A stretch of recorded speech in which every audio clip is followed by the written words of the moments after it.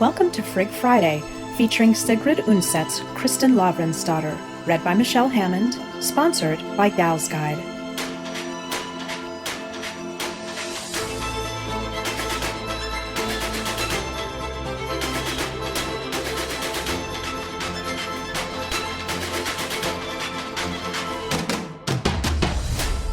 Kristin Lavransdatter by Sigrid Undset, winner of the Nobel Prize in Literature.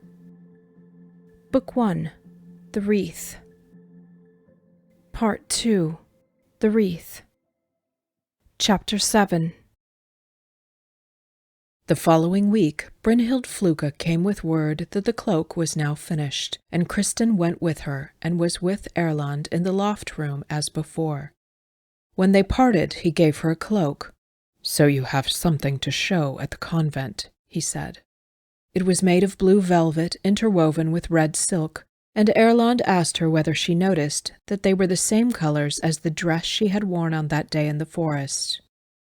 Kristin was surprised that she could be so happy over what he said. She felt as if he had never given her greater joy than with those words. But now they could no longer use this excuse to meet, and it was not easy to think of something else. Erland went to vespers at the convent church, and several times after the service Kristin went on an errand up to the Corodians' farms. They stole a few words with each other up along the fences in the dark of the winter evening. Then Kristin thought of asking Sister Potentia for permission to visit several palsied old women, charity cases of the convent, who lived in a house out in a field some distance away. Behind the house was a shed where the women kept a cow. Kristin offered to tend to the animal for them when she visited, and then she would let Erland come in while she worked. She noticed with some surprise that in spite of Erland's joy at being with her, a tiny scrap of bitterness had settled in his mind that she had been able to think up this excuse. "It was not to your best advantage that you became acquainted with me," he said one evening. "Now you've learned to use these kinds of secret ruses." "You should not be blaming me for that," replied Kristin dejectedly. "It's not you that I blame," said Erland at once, embarrassed. "I never thought," she went on, "that it would be so easy for me to lie. But what must be done can be done." "That's not always true," said Erland in the same voice as before. "Do you remember this past winter, when you couldn't tell your betrothed that you wouldn't have him?" Kristin didn't reply, but merely stroked his face. She never felt so strongly how much she loved Erland as when he said such things that made her feel dejected or surprised, and she was glad that she could take the blame for everything that was disgraceful or ignoble about their love. If she had had the courage to speak to Simon as she should have, then they could have progressed a long way in settling these matters. Erland had done all that he could when he had spoken of marriage to his kinsman. This is what she told herself whenever the days at the convent grew long and dreary. Erland had wanted to make everything right and proper. With tender little smiles, she would think about him as he looked whenever he described their wedding. She would ride to the church dressed in silk and velvet, and she would be led to the bridal bed with a tall golden crown on her hair, which would be spread out over her shoulders, her lovely, beautiful hair, he said, running her braids through his fingers. "But for you, it won't be the same as if you had never possessed me," Kristin once said thoughtfully when he had spoken of such things. Then he pulled her ardently to him. "Don't you think I can remember the first time I celebrated Christmas, or the first time I saw the mountainsides turn green back home after winter? Oh, of course I'll remember the first time I had you, and every time after that. But to possess you, that's like perpetually celebrating Christmas, or hunting birds on the green slopes." Joyfully she crept closer in his arms. Not that she, for a moment, believed that things would go as Erland so confidently expected. Kristin thought that a judgment day was sure to befall them before long. It was impossible for things to continue to go so well. But she was not particularly afraid. She was much more frightened that Erland might have to travel north before the matter could be settled, and she would have to stay behind, separated from him. He was over at the fortress on Akersness right now. Monan Bardson was there while the royal treasurer was in Tunsberg, where the king lay deathly ill. But one day Erland would no doubt have to return home to see to his property. She refused to admit that this frightened her, because he would be going home to Huseby, where his mistress was waiting for him. But she was less afraid of being caught in sin with Erland than of standing up alone and telling Simon and her father as well what was in her heart. And so she almost wished that some punishment would befall her, and soon. For now she had no thoughts for anything but Erland. She longed for him in the daytime, and she dreamed of him at night. She felt no repentance, but she consoled herself with the thought that the day would come when she would have to pay dearly for everything they had taken in secret. And during those brief evening hours when she could be together with Erland in the poor women's cowshed, she would throw herself into his arms so ardently as if she had paid with her soul to be his. But time passed, and it looked as if Erland was to have the good fortune that he was counting on. Kristin noticed that no one at the convent ever suspected her, although Ingebjorg had discovered that she met with Erland. But Kristin could see that the other girl never thought it was anything more than a little amusement she was allowing herself. That a betrothed maiden of good family would dare to break the agreement that her kinsman had made was something that would never occur to Ingebjorg. And for a moment fear raced through Kristin once more. Perhaps this was something completely unheard of, this situation she had landed in. And then she wished again that she would be found out, so that it could be brought to an end. Easter arrived. Kristin couldn't understand what had happened to the winter. Each day that she had not seen Erland had been as long as a dismal year, and the long, gloomy days had become linked together into endless weeks. But now it was spring, and Easter, and it seemed to her as if they had just celebrated Christmas. She asked Erland not to seek her out during the holidays, and it seemed to Kristin that he acquiesced to all her wishes. It was just as much her fault as his that they had sinned against the strictures of Lent. But she wanted them to observe the Easter holiday, even though it hurt not to see him. He might have to leave quite soon. He hadn't said anything about it, but she knew that the king was now dying, and she thought that this might cause some change in Erland's position. This was how matters stood for Kristin, when, a few days after Easter, she was summoned down to the parlotory to speak with her betrothed. As soon as Simon came toward her and put out his hand, she realized that something was wrong. His face was not the same as usual. His small gray eyes weren't laughing, and they were untouched by his smile. Kristin couldn't help noticing that it suited him to be a little less jovial, and he looked quite handsome in the traveling clothes he wore, a long, blue, tight-fitting outer garment that men called a cotehardie, and a brown shoulder cape with a hood which he had thrown back. His light brown hair was quite curly from the raw, damp air. They sat and talked for a while. Simon had been at Formo during Lent, and he was over at Jurengard almost daily. They were all well there. Ulfhild was as healthy as anyone could expect. Romborg was home now. She was charming and lively. "The time is almost over, the year that you were supposed to spend here at Nonnesetter," said Simon. "They're probably preparing everything for our betrothal feast at your home." Kristin didn't reply as Simon continued. "I told Lavrans that I would ride to Oslo to speak with you about it." Kristin looked down and said quietly, "Things are such, Simon, that I would prefer to speak with you in private about this matter." "I too have felt that this would be necessary," replied Simon Andresen. "I was going to ask that you obtain Fru Groa's permission for us to walk in the garden together." Kristin stood up abruptly and slipped soundlessly out of the room.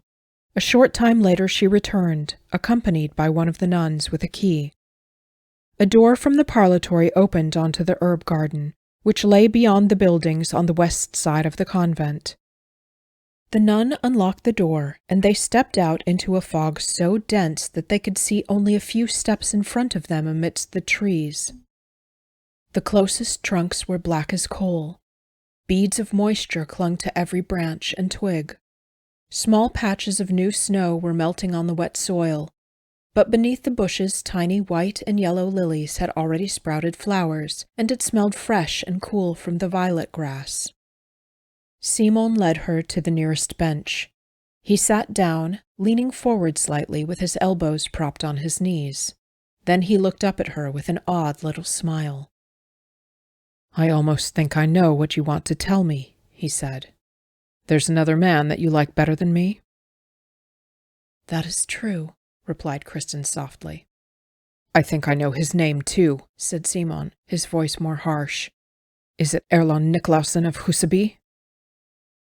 After a moment, Kristin said in a low voice, "So this has come to your attention?" Simon hesitated before he answered. "Surely you can't think me so stupid that I wouldn't notice anything when we were together at Christmas time? I couldn't say anything then because my father and mother were present, but this is the reason that I wanted to come here alone this time. I don't know whether it's wise of me to speak of this matter, but I thought that we ought to talk of such things before we are joined in marriage. But as it happened, when I arrived here yesterday, I met my kinsman, Master Oystein, and he spoke of you. He said that he saw you walking across Clement's churchyard one evening, and that you were with a woman they call Brynhild Fluga. I swore a sacred oath that he must have been mistaken, and if you tell me that it's untrue, I will take you at your word." "The priest was right," replied Kristin stubbornly. "You forswore yourself, Simon." He sat in silence for a moment before he spoke again. "Do you know who this Brynhild Fluga is, Kristin?" When she shook her head, he said, "Munan Bardson set her up in a house here in town after he was married. She sells wine illegally and other such things." "Do you know her?" asked Kristin derisively. "I've never been inclined to become a monk or a priest," said Simon, turning red.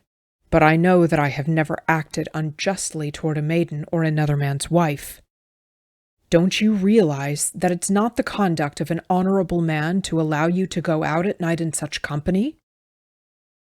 "Erland did not seduce me," said Kristin, blushing and indignant, "and he has promised me nothing. I set my heart on him, though he did nothing to tempt me. I loved him above all men from the first moment I saw him." Simon sat there, playing with his dagger, tossing it from one hand to the other. "These are strange words to be hearing from one's betrothed," he said. "This does not bode well for us now, Kristin." Kristin took a deep breath. "You would be poorly served to take me for your wife, Simon." "Almighty God knows that this seems to be so," said Simon Andresen. "Then I trust that you will support me," said Kristin, meek and timid, "so that Sir Andres and my father will retract this agreement between us." "Oh, is that what you think?" said Simon. He was silent for a moment. "God only knows whether you truly understand what you're saying." "I do," Kristin told him. "I know that the law is such that no one can force a maiden into marriage against her will. Then she can bring her case before the thing." "I think it's before the bishop," said Simon, smiling harshly. "But I've never had any reason to look into what the law says about such matters, and don't think you'll have any need to do so either. You know I won't demand that you keep your promise if you're so strongly opposed to it. But don't you realize it's been 2 years since our betrothal was agreed upon, and you've never said a word against it until now, when everything is being prepared for the betrothal banquet and the wedding. Have you thought about what it will mean if you step forward and ask for the bond to be broken, Kristin?" "You wouldn't want me now anyway," said Kristin. "Yes, I would," replied Simon curtly. "If you think otherwise, you had better think again." "Erland Niklausen and I have promised ourselves on our Christian faith," she said, trembling, "that if we cannot be joined in marriage, then neither of us will ever take a husband or a wife." Simon was silent for a long time. Then he said wearily, "Then I don't understand what you meant, Kristin, when you said that he had neither seduced you nor promised you anything. He has lured you away from the counsel of all your kinsmen. Have you thought about what kind of husband you'll have if you marry a man who took another man's wife as his mistress? And now he wants to take as his wife another man's betrothed. Kristin swallowed her tears, whispering in a thick voice, "You're saying this to hurt me." "Do you think I want to hurt you?" asked Simon softly. "This is not how things would have been if you," Kristin said hesitantly. "You were never asked either, Simon. It was your father and mine who decided on this marriage. It would have been different if you had chosen me yourself." Simon drove his dagger into the bench so that it stood upright. After a moment he pulled it out and tried to slip it back into its scabbard, but it refused to go in because the tip was bent. Then he went back to fumbling with it, tossing it from one hand to the other. "You know very well," he said, his voice low and shaking. "You know that you would be lying if you tried to pretend that I didn't.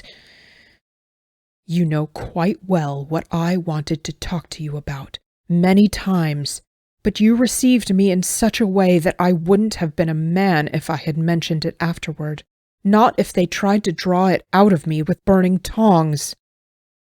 At first I thought it was the dead boy. I thought I should give you some time. You didn't know me. I thought it would be harmful to you such a short time after. Now I see that you didn't need long to forget. And now... "No,"